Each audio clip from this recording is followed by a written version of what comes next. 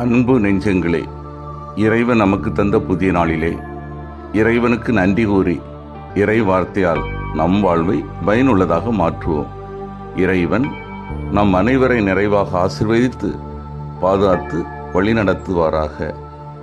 இன்றைய விழா புனித மகதலா மரியா விழா. யோவான் நற்செய்தி நூல் பிரிவு 20 இறை சொற்றொடர்கள் 1 மற்றும் 11 முதல் 18 முடிய. இதன் விளக்கம் அறிவோம். உயிர் பெற்றெழுந்த இயேசுவை முதல் கண்டவர் மகதலா மரியாவும் வேறு சில பெண்களுமே. இதை 4 நற்செய்தியாளரும் ஒத்துக்கொள்கின்றன. மகதலா மரியா இயேசுவை மிகவும் அன்பு செய்தார். அதனால்தான் ஓய்வு நாள் முடிந்தவுடன் ஞாயிற்றுக்கிழமை காலையிலேயே கல்லறைக்கு மற்ற பெண்களோடு ஓடி வருகிறார். உயிர் பெற்றெழுந்த இயேசுவை சந்திக்கிறார். இந்த சந்திப்பு மிக உருக்கமானது. மகதலா மரியா அழுது கொண்டே இருந்தார். இயேசுவின் இறப்பை அவரால் தாங்க முடியவில்லை. இயேசு அவருக்கு காட்சி அளிக்கிறார். தோட்டக்காரர் என மகதலா மரியா நினைத்த அவர் மரியா என பெயர் சொல்லி அழைத்தார். அவர் இயேசுதான் என புரிந்து கொண்ட மகதலா மரியா போதகரே என பொருள்படும் ரபூனி என அழைக்கிறார். மகிழ்ச்சி நிறைந்த இந்த சந்திப்பை பற்றி மகதலா மரியா சீடரிடம் பகிர்ந்து கொள்கின்றார். அன்பார்ந்தவர்களே, இன்று புனித மகதலா மரியா விழாவை மகிழ்வோடு சிறப்பிக்கின்றோம். கல்யாவில் கெனசரேத்து சமவெளியின் தெற்கு எல்லையில் மகதலா என்ற நகரம் அமைந்திருக்கிறது. மீன்பிடி, விவசாயம், கப்பல் கட்டுதல், வியாபாரம் என்று பல்வேறு தொழில்கள் சிறந்து விளங்கிய நகரம் என்பதால் செல்வச் செழிப்பும் மிகுந்திருந்தது. அதே வேளையில் தவறான ஒழுக்க முறைகளால் சீரழிந்தும் இருந்தது. இந்த நகரில்தான் மரியா பிறந்தார். இவரை நாம் பெத்தானியாவை சேர்ந்த மரியாவுடன் குழப்பிக் கொள்ளக்கூடாது. அவர் லாசரின் சகோதரி. மார்த்தா மற்றும் லாசருடன் எருசலேமுக்கு கிழக்கில் உள்ள பெத்தானியாவில் வாழ்ந்து வந்தவர். இவரோ கல்யாவை சேர்ந்த மரியா. மகதலா மரியாவிடம் இருந்த இயேசு 7 பேய்களை ஓட்டியதாக லூக்கா குறிப்பிடுகிறார். பேய் பிடிப்பதால் தான் உடல் மற்றும் உள்ள நோய்கள் ஏற்படுகின்றன என்ற சிந்தனை வலுவாக உலாவிய காலம் இயேசுவின் காலம்.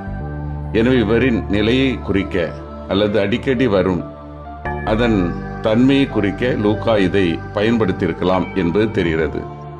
இயேசுவின் இறையரசு பணியில் பல்வேறு கட்டங்களில் மகதலா மரியா உடன் இருந்திருக்கிறார். இயேசு கல்யா பகுதியில் பணியாற்றிய போது இவர் எண்ணற்ற உதவிகளும் ஒத்துழைப்பும் நல்கினார்.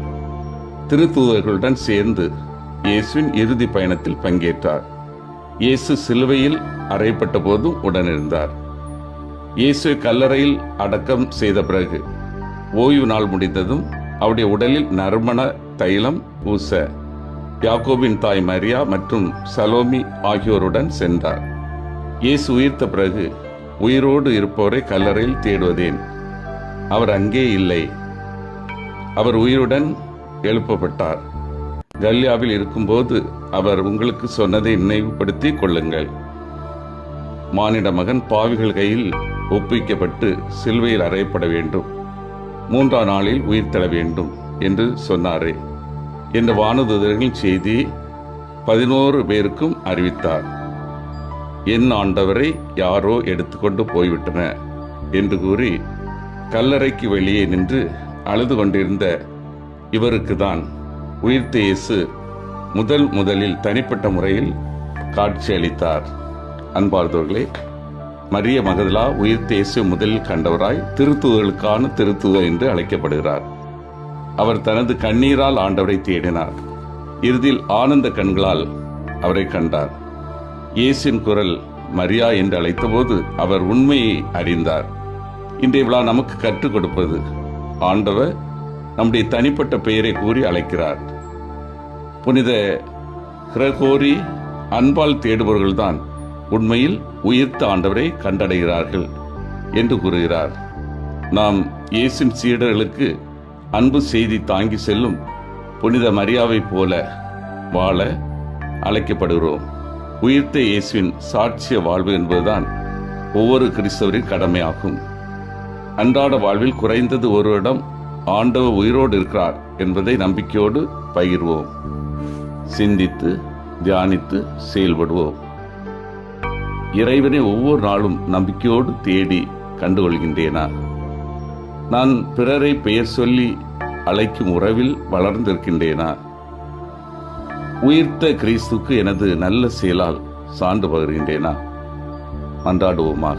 வல்லமை மிக்க இறைவா, நாங்கள் அனைவரும் உம்மை ஒவ்வொரு நாள் நம்பிக்கையோடு தேடி கண்டடையவும், நாங்கள் பிறரை பெயர் சொல்லி அழைக்கும் உறவில் வளர்ந்து கொள்ளவும், உயிர்த்த கிறிஸ்துவுக்கு எங்களது நல்ல செயலால் சான்று பகரவும் வரம் தாரும். ஆமீன்.